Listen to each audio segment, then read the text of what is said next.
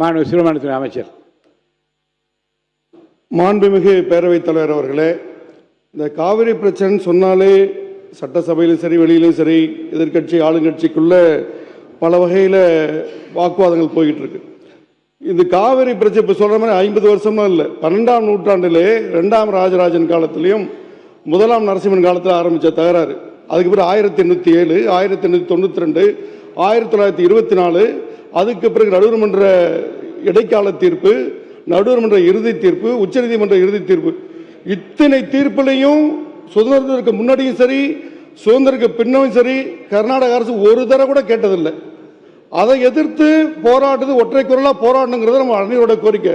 அதை விட்டுட்டு ஒருத்தர் பேசிக்கிட்டு இருக்கிறத விட நம்ம இன்னைக்கு முதலமைச்சராக மாண்புமிகு நம்முடைய தமிழ்நாடு முதலமைச்சர் அவருடைய வழியில் ஏற்கனவே பல முதலமைச்சர்கள் பேச்சுவார்த்தை நடத்திருக்காங்க.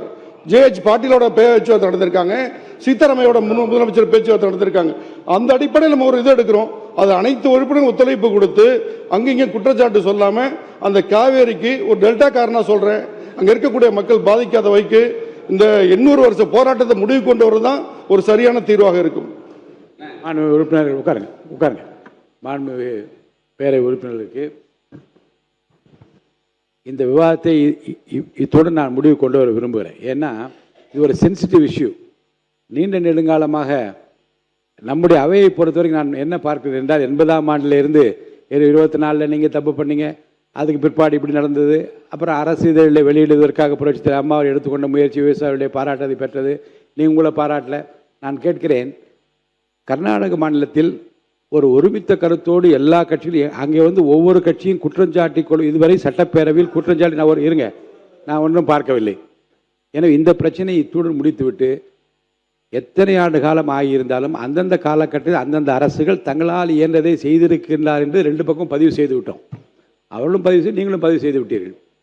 இதில் அடுத்து வருகிற காலகட்டத்தில் இறைவன் சித்தம் நம்முடைய முதல்வராக பொறுப்பேற்றிருக்கிற ஜோசப் விஜய் அவர்கள் காலத்தில் தான் இது முடிய வேண்டும் என்று இறைவன் சித்தம் இருந்தால் அமைதியாக மக்கள் விரும்புகிற ஒரு தீர்வாக இது அமையும் என்று நம்புகிறேன். இந்த நேரத்தில் நான் ஒன்றையும் சொல்ல விரும்புகிறேன். அண்டை மாநிலங்களோடு இணக்கமான சூழ்நிலை இருக்க வேண்டுமானால் நாம் அனுப்புகிற செய்திகள் பேசுகிற பேச்சுகள் அனைத்தும் ஏற்புடையதாகவும் அவர்கள் விரும்பத்தக்கதாகவும் இருக்க வேண்டும். புரட்சித் தலைவர் எம்ஜிஆர் காலத்தில் கர்நாடகத்தில் குடி தண்ணீருக்கு கூட நமக்கு தண்ணீர் கிடைக்காத நிலைமை ஏற்பட்ட போது மாண்புமிகு குண்டுராவ் அவர்களை சந்திப்பார், நேரில் போகிறார், வீட்டுக்கு விருந்துக்கு அழைக்கிறார்கள், சாப்பாடு பரிமாறப்படுகிறது. புரட்சித் தலைவர் எம்ஜிஆர் சொல்கிறார், நான் தண்ணி கூட குடிக்க மாட்டேன். அவங்க அம்மா கேட்குறாங்க, என்ன காரணம்? எங்கள் ஊர் மக்கள் தண்ணி இல்லாமல் கஷ்டப்படுறாங்க, அவர்கள் தண்ணி தருவதாக உங்கள் பிள்ளை சொன்னால்தான் நான் சாப்பிடுவேன் என்று சொல்லுகிறார்.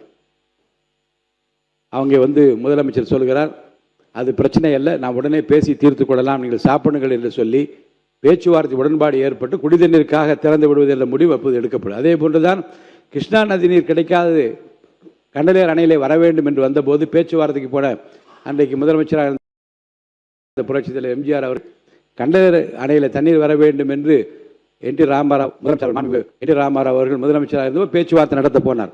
பேச்சுவார்த்தை நடத்துகிறார்.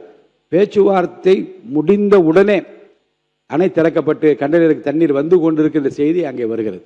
நான் சொல்வதற்கு காரணம் என்ன என்றால், ஒவ்வொரு காலகட்டத்திலும் ஒவ்வொரு முதலமைச்சரும் தங்கள் பங்களிப்பை தங்களுக்கு உரிய முறையில் செய்திருக்கின்றார்கள். இந்த பிரச்சனையில் அனைத்து கட்சியிலும் ஒருமித்த கருத்தோடு நின்று பரஸ்பரம் குற்றச்சாட்டுகள் சொல்வதற்கு ஒவ்வொருவரும் ஒரு ஆதாரம் இருக்கலாம், இந்த பக்கம் ஆதாரம் இருக்கலாம், அந்த பக்கம் ஆதாரம் இருக்கலாம்.